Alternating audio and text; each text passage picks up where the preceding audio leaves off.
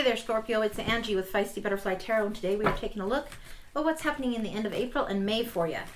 So we have the Wizards deck, and we might break into a couple others. We'll see how it goes. We're just going to take a quick look at see what's going on. And this is going to be for a time period of about a week to 10 days.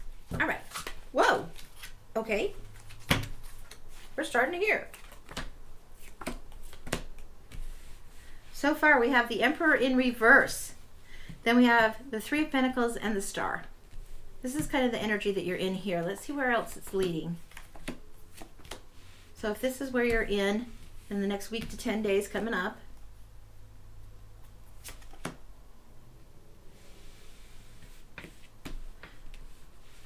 all right. Okay, all right. We're going to start with this, and then we're going to be taking a little bit more. So this is where you're at currently. All right. Then you have these 6. I don't even think these are 6 days. Logistically, time is kind of fluid, so let's see what's going on. But you have this energy of the Emperor, rules, structure. This is how it should be, over micromanaging. I'm kind of rigid. In reverse, you might need to loosen some structure things, not be quite so stuck on rules. Maybe allow for more flexibleness going on. This sometimes is this wanting to protect and orchestrate everything that doesn't allow flow. It's a very fiery masculine energy, and kind of one of those that takes over everything. If this is reversed and somebody's taking over, don't go to war with this person. Just realize that there needs to be more flow. And if this is somebody that you're having to work with that is masculine, kind of overbearing, or somebody that has that kind of attribute in their personality, male, female, either way, just realize there's a reason behind it, and the reason is they like to have rules, structure, order. That's how they're wired. If this is you and you're wired this way, allow for some flow. Step off the gas a bit there, because you have the Three of Pentacles and the Star here. Three of Pentacles strikes me as what you want to see working. This is a teamwork card. This is somebody that's the benefactor, somebody that has the blueprints, and somebody has the skill to actually summon the magic to create. The Stars here, there's hope and healing. This is Second Chances card. This is Healing Waters card. Coming up against a very, very fiery type of energy. It's been a little too, I want to say aggressive. Could be. Star, hope and healing, Healing Waters. You've got time. Put it out there. You have hopes, aspiration, inspirations. Make wishes, make new dreams. Look to the bigger picture. Get your spirit aligned. Tune in. There's going to be intuitive hits that help you get more towards this teamwork aspect. Okay. Hope and healing. Also, you have healing in the Four of Swords. This is saying you need some time to retreat. Go easy. Be gentle with yourself. Don't be harsh. Don't be sharp. Take time to guard your thoughts. Guard your mind. Rest. Get what you need. And be careful where you let your mind be. Then you have the King of Wands. Also, very, very like this one.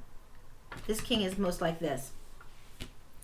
King of Wands, this fiery, magnetic energy that kind of draws people in, recruits them in on their agenda or their cause, and they're like, let's go. And this is that King of Wands energy. Sometimes ego is in the way with the King of Wands. The King of Wands is actually a little more fragile than people realize. He doesn't always have a lot of friends. He might have a few people that are close to him, but a lot of people love this person, but he's only close and tight with a few. Then you have the King of Cups. So these two elements are strong elements. King of Cups has a ton of friends. People will turn to him when there's emotional shit going down, because he helps people keep calm. He helps people realize, okay, this is what's going on. It's going to be okay. He has an emotional wisdom about him. He's got that water energy. So you have this water energy right here. And this leads into this one, and then these two are together. But you see this, fire, water, right? Then you see the Queen of Swords in reverse a little bit. This is harshness, and then you've got this is harshness of the Queen of Wands. Kind of sometimes gets bad rap as the bitch card, but she's knowledgeable. She's just sometimes a little abrasive. Queen of Swords. She knows what she needs to do. She gets the bottom line. Like, give me the bottom line, damn it. Let's get going. That part of someone's personality can really rub the wrong way. Even though this person is saying, I just need to get this handled, it can rub the wrong way. Or it can also lead to people not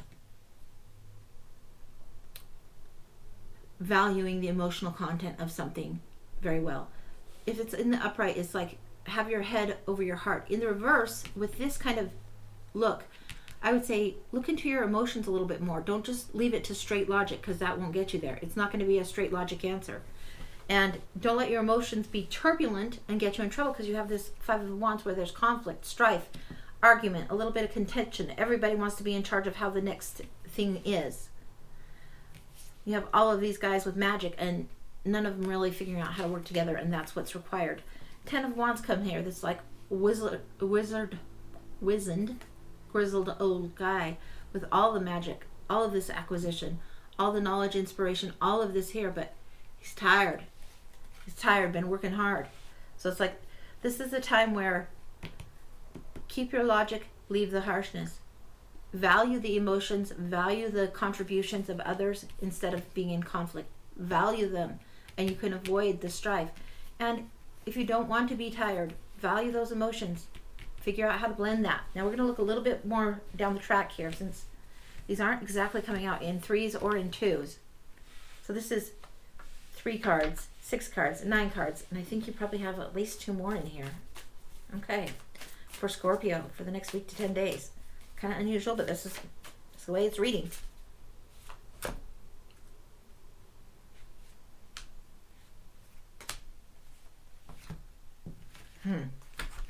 Yeah, when the cards call attention that way, then the cards call attention that way. All right. Okay, 6 of Pentacles.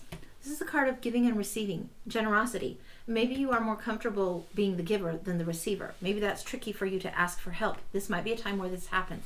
Because they're presented in the reverse, that's why I let you know about it. But often this is gifts of money, gifts of love, gifts of resources and time. You could be receiving something. So it could be that you're receiving. If it's you that actually is in the spot where you have the more generosity to give, then be the giver. That's okay. This is a good time. This is being charitable in your nature. This kind of calls this out a little bit and says, hey, be charitable, be loving, give what you can when you can, that kind of thing. And then the conflict here is going to be a little bit up and downy for you. You have the moon coming out. There's these gates of fear that you need to rise up and walk through. And that's scary as shit. The moon is here. You don't have as much light as you want. You don't have as much fire. You're feeling tired. But there's an unknown that you're going into. You're facing a fear. This is a big thing. There's limited information, limited knowledge, limited light. And of course you'd like all the answers. Of course you would. Of course you would. Of course you want all the answers. You don't get to have that. That's how it is. Then you have the Ace of Cups here. The Ace of Cups, emotion, love, overpouring of emotional love and support. Gifts from the universe. Loving gifts from the universe. Pay attention to your intuition.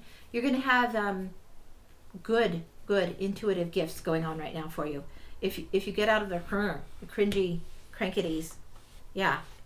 I think there might be a few more in here. I don't know why. Okay. Oh, okay. Well, yes, of course there is. Of course there is. This is what we got, guys. So we have the Ace of Swords. This is a sword of truth. This is new knowledge, new way of handling. You have this gift of inspiration. You're going to be called to rely on your inspiration, not what's hardwired in front of you, but what your spirit is telling you, what inspiration is telling you, and it will make sense. It will make sense, and it will seem to make sense where it was confused and turned before. And then strength. Again, this is asking you to tune in intuitively, to not brute force something through, rather to rely on your spirit and a gentleness and a tenderness. Ease into things. Allow for flow. This guy brute forces shit through. This guy could tame a dragon, a lion, a whatever. She swims with the shark if she wants to, and the shark will follow her all the way around the globe over and over and over without even eating her. All right. This is strength. This is inner, true, spiritual strength. This is what you're being called to do. This is where you're at. This is what you're getting to deal with. As far as major arcana cards go, the moon is big, biggity big, a fear. Strength, the Emperor, biggity big, big, big. The Star.